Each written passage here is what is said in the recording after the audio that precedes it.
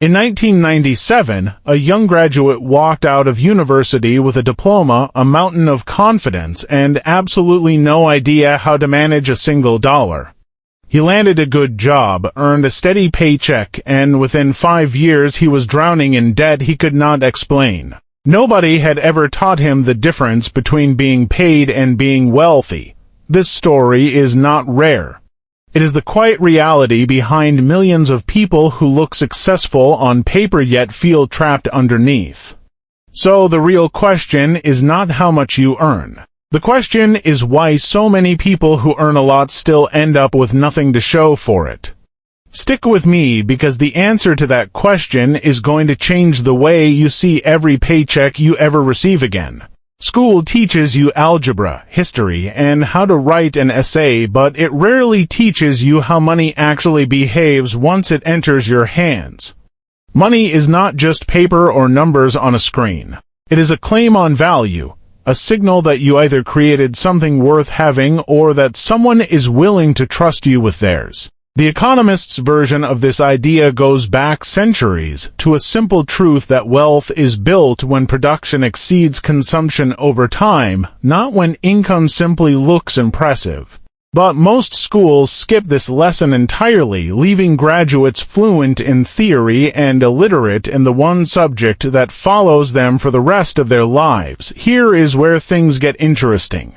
Behavioral economists have spent decades studying why smart, capable people still make poor financial choices, and the answer usually comes down to psychology rather than intelligence. There is a bias called present bias, where our brains value a reward today far more than a bigger reward tomorrow, which is exactly why a new phone feels more urgent than a retirement account. There is also the comparison trap, where our sense of enough is constantly reset by what the people around us appear to have. Historically, this pattern is not new.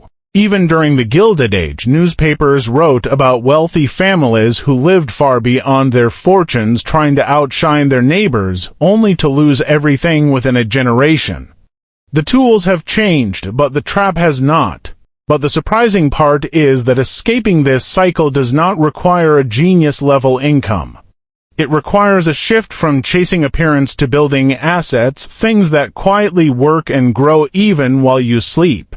Historically, every wealth-building framework, from compound interest to real estate to owning a share of a business, rewards patience over speed. The earlier you understand that your money should be treated as a worker you employ rather than a reward you consume, the sooner that worker starts multiplying on its own. What most people fail to realize is that the rat race was never about having a job.